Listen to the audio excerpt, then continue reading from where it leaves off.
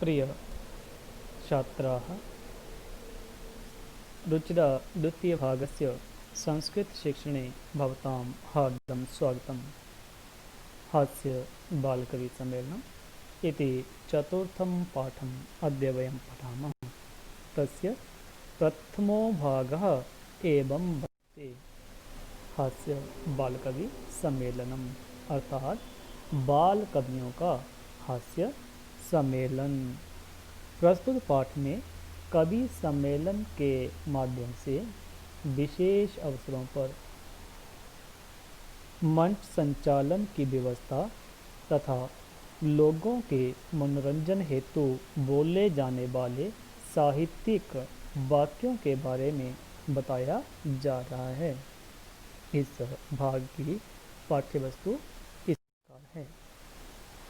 विविध वेशभूषाधारिणः चत्वारः बालकवयः मंचस्य उपरि उपविष्टाः सन्ति। अधः श्रोतारः हास्यकविताश्रवणाय उत्सुकाः सन्ति, कोलाहलं च कुर्वन्ति। संचालकः अलं कोलाहलेन अद्य परमहर्षस्य अवसरः यत् अस्मिन् कविसम्मेलने काव्यहन्तारः कालयापकाश्च भारतस्य हास्यकविधुरन्धराः समागताः सन्ति। एहि करतलध्वनिना वयम् एतेषां स्वागतं कुर्मः। इदानीं वयं शब्दार्थान् पश्यामः। येषु ये कठिनतराः सन्ति तेषां विश्लेषणम् अहं विधास्यामि। अन्येषां सरलार्थावसरे स्वयमेव भविष्यति। तर्हि पश्यामः। विविध वेशभूषा धारिणः। इस पद में विविध वेशभूषा धारिणा ये 3 पद हैं। बाल कवयः, इस पद में भी बाल प्लस कवयः ये 2 पद हैं। बाल कवि से अर्थ हम। हास्य कविता श्रवणाय, हास्य कविता श्रवणाय, इस पद में भी हास्य प्लस कविता प्लस श्रवणाय 3 पद हैं। श्रवणाय सुनने के लिए, हास्य कविता और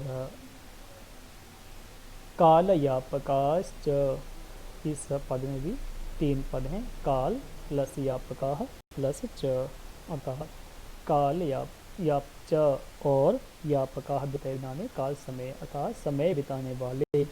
हास्य कवि धुरंधराः, इस पद में भी 3 पद हैं। हास्य कवि प्लस धुरंधराः, धुरंधराः श्रेष्ठ, हास्य कवि।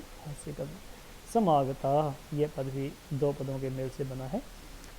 सम प्लस आगताः, अर्थात आगताः आए हुए, समागताः आए हुए। करतल ध्वनिना, यह पद भी 3 पदों के मेल से बना है। कर प्लस तल प्लस ध्वनिना, अर्थात तालियों से। करतल तालियों की, ध्वनिना आवाज से या तालियों से। इस प्रकार सामान्य शब्दों का शब्दार्थ दिया गया है, जिसे आप स्वयं देखें और सरलार्थ में यह समय पर इसका प्रयोग होता रहेगा। तर्हि इदानीं सरलार्थं पश्यामः। विविध वेशभूषा धारिणः, अर्थात विविध अनेक प्रकार के वेशभूषा परिधानों को धारिणः पहने हुए। चत्वारः 4 बालकवयः बालकवि मंचस्य ऊपरी, मंच के ऊपर या मंच पर। उपविष्टाः सन्ति बैठे हुए हैं। अधः नीचे। श्रोतारः श्रोता। हास्य कविता श्रवणाय, हास्य कविता सुनने के लिए। उत्सुकाः सन्ति, उत्सुक हैं। च और कोलाहलं कुर्वन्ति, शोर मचा रहे हैं। संचालकः, संचालक कहता है।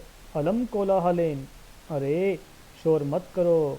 अद्य परमहर्षस्य अवसरः, अद्य आज परमहर्षस्य, परम बड़ी, हर्षस्य खुशी का, अवसरः अवसर है। यत् कि अस्मिन् कवि सम्मेलने, अस्मिन् इस कवि सम्मेलने, कवि सम्मेलन में। काव्यहंतारः, काव्य को नष्ट करने वाले।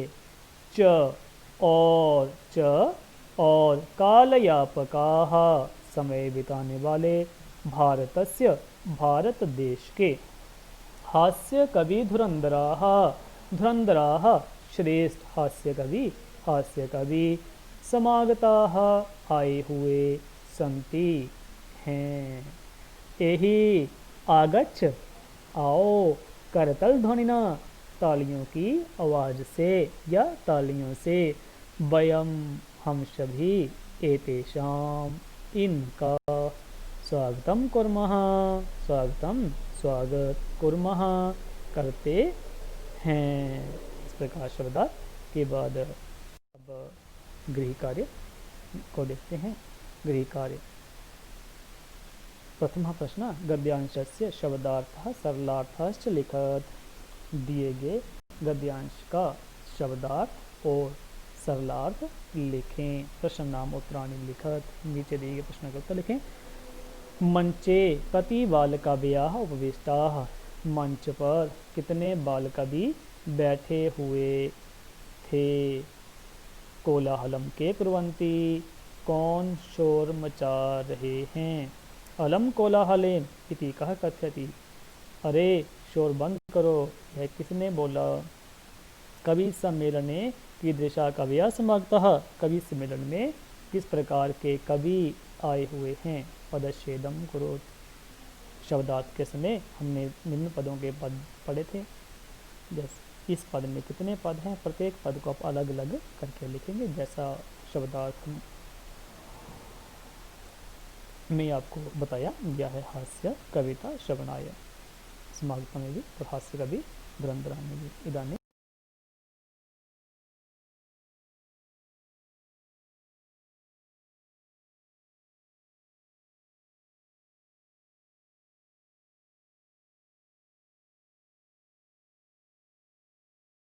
किंचित विशेष कार्यम अधोलिखित वाक्य नाम संस्कृत रूपाणि लिखत। जैसे राम कहता है, वहाँ पे क्या था, संचालक कहता है, संचालकः शोर मत करो, शोर बंद करो। अलम कोलाहलेन। इसी प्रकार अन्य शब्दों को भी आज बड़ी खुशी का दिन है। यह वाक्य पाठ में आया हुआ है, उसी के अनुसार यहाँ पर इसका अनुवाद करेंगे। हम सभी इनका स्वागत करते हैं। यह वाक्य भी पाठ में है, वहाँ से देख इस पाठ का उस प्रकार स्वागत अनुवाद आप यहाँ पे करें। और इसी के साथ पाठ, चतुर्थ पाठ हास्य बाल कवि सम्मेलन का प्रथम भाग यहीं पर पूर्ण होता है और नए विषय के साथ पुनः उपस्थित होंगे।